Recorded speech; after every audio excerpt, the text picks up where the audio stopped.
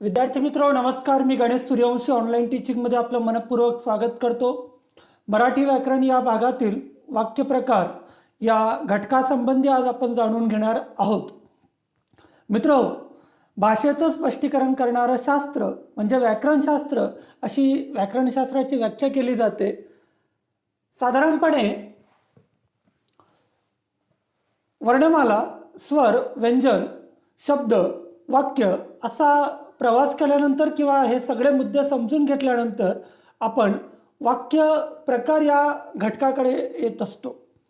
शब्दांच्या अर्थपूर्ण रचनेलाच वाक्य असे म्हणतात किंवा पूर्ण अर्थाचे बोलणे म्हणजे वाक्य अशी वाक्याची एक व्याख्या केली जाते. वाक्याचे प्रकार हा घटक आपल्या अभ्यासक्रमामध्ये आहे. साधारणपणे वाक्याचे 3 प्रकार या ठिकाणी दिलेले आहेत. आशयावरून, क्रियापदाच्या रूपावरून, वाक्य रचनेवरून. आशयावरून वाक्याचे 3 प्रकार पडतात: विधानार्थी वाक्य, प्रश्नार्थी वाक्य, उद्गारार्थी वाक्य.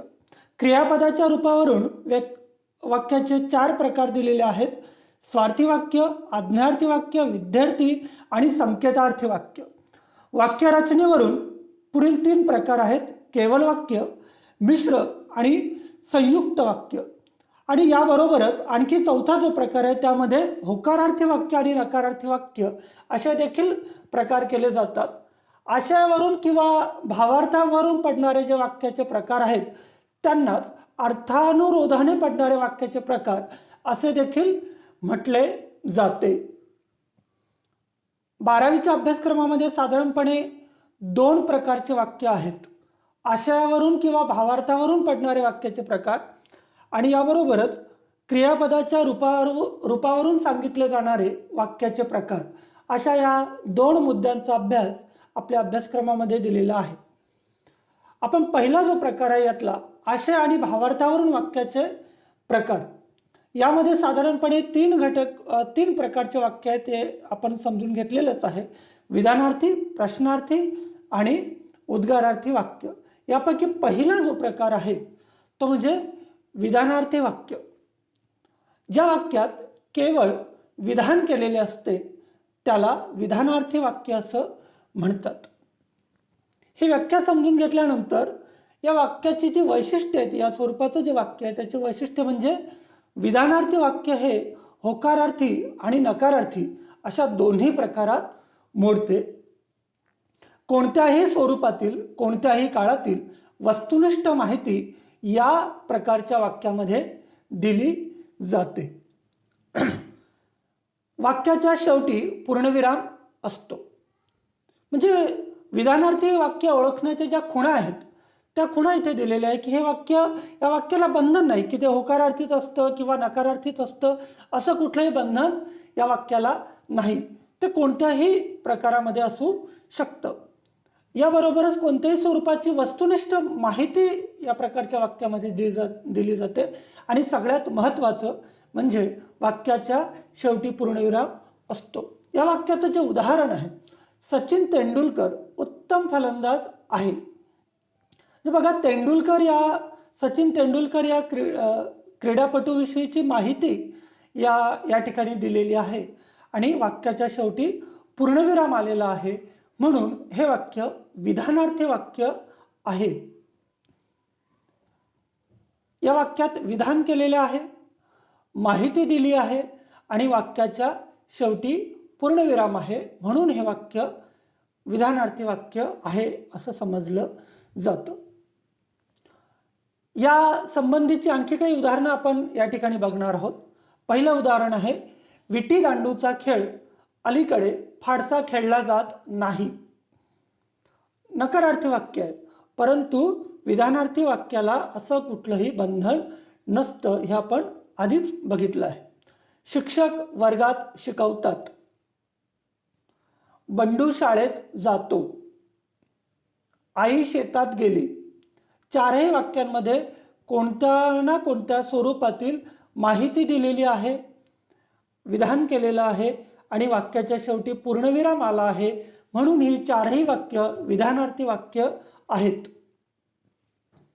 वाक्याचा पुढचा जो प्रकार आहे म्हणजे आशयावरून पडणाऱ्या वाक्य प्रकारांपैकी दुसरा जो प्रकार आहे तो म्हणजे प्रश्नार्थी वाक्य. या वाक्यात प्रश्न विचारलेला असतो त्याला प्रश्नार्थी वाक्य म्हणतात. म्हणजे ज्या वाक्यामध्ये प्रश्न विचारलेला असेल त्या वाक्याला प्रश्नार्थी वाक्य म्हणतात. अगदी सोपं आहे. उदाहरणच घ्या. तू दिल्लीला केव्हा जाणार आहेस? प्रश्न विचारलेला आहे. प्रश्न विचारला जातो, माहिती विचारली जाते आणि या वाक्याच्या शेवटी प्रश्नचिन्ह असते. म्हणजे प्रश्नार्थक वाक्य ओळखण्याच्या ज्या 3 महत्त्वाच्या खुणा आहेत त्या आपल्या समोर दिलेल्या आहेत. या वाक्यामध्ये प्रश्न विचारला जातो, माहिती विचारली जाते आणि शेवटी प्रश्नचिन्ह असते, म्हणून हे वाक्य प्रश्नार्थक वाक्य आहे. आणखी काही उदाहरणं आपण दिलेली आहेत. तुम्ही माझ्या घरी केव्हा याल? तो महाविद्यालयात का येत नाही? तुझे गुणपत्रक मिळाले का? तू शेतात केव्हा जाणार आहेस?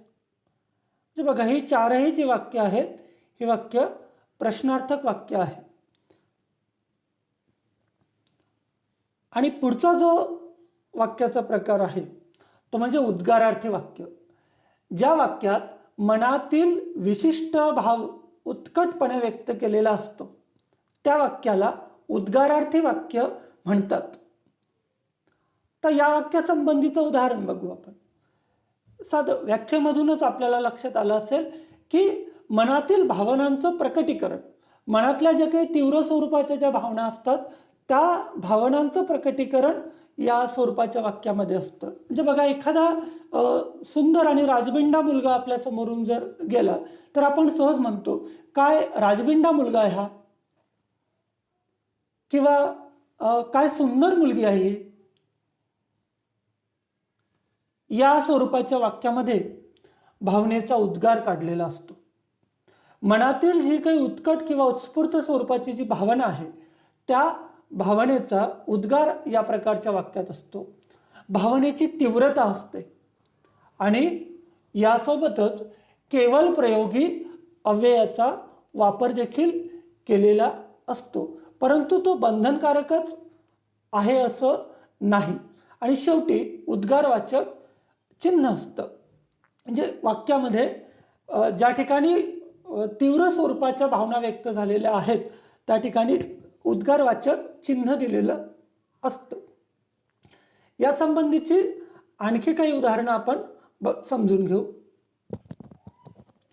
जे पहिलं उदाहरण बघा.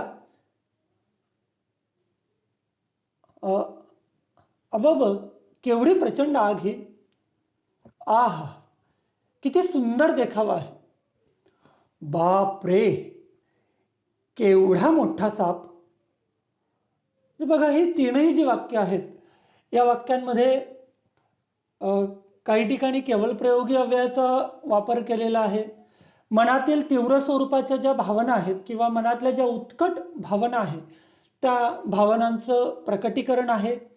आणि याबरोबरच उद्गारवाचक चिन्ह या वाक्यामध्ये आलेलं आहे. म्हणजे जिथे भावना व्यक्त झालेली आहे तिथे उद्गारवाचक चिन्ह देखील दिलेलं आहे. म्हणून ही 3ही जी वाक्य आहेत ही 3ही वाक्य उद्गारार्थी वाक्य या प्रकारामध्ये मोडतात. हे आपण जे 3ही जे वाक्यांचे आशयानुसार पडणारे जे प्रकार आहेत हे 3ही जे प्रकार समजून घेतले त्याविषयीची थोडक्यात माहिती आपण पुन्हा एकदा त्याचा आढावा घेऊ. ज्या ठिकाणी विधान केलेलं असेल, माहिती दिलेली असेल व शेवटी पूर्णविराम असेल तर ते विधानार्थी वाक्य. ज्या वाक्यामध्ये प्रश्न विचारला असेल, माहिती विचारली असेल तर ते प्रश्नार्थी वाक्य असं समजावं. आणि शेवटी भावनेची तीव्रता असेल, भावनेचा उद्गार असेल, केवळ प्रयोगी अव्यय वापरले असेल व उद्गारवाचक चिन्ह असेल तर ते उद्गारार्थी वाक्य असे समजावे. एकूणच 3ही जे वाक्याचे प्रकार आज आपण समजून घेतलेले आहेत ते वाक्य त्या त्या प्रकारातील वाक्य कसे आहेत या संबंधीच्या खुणा म्हणजे ही थोडक्यात माहिती आपल्या समोर दिलेली आहे. आपल्याला आपल्या पाठ्यपुस्तकातील आणखी काही घटकांविषयी माहिती समजून घ्यायची असेल किंवा मराठी व्याकरणाच्या संदर्भात माहिती जाणून घ्यायची असेल तर समोर दिलेल्या लिंकला स्पर्श करा. यूट्यूब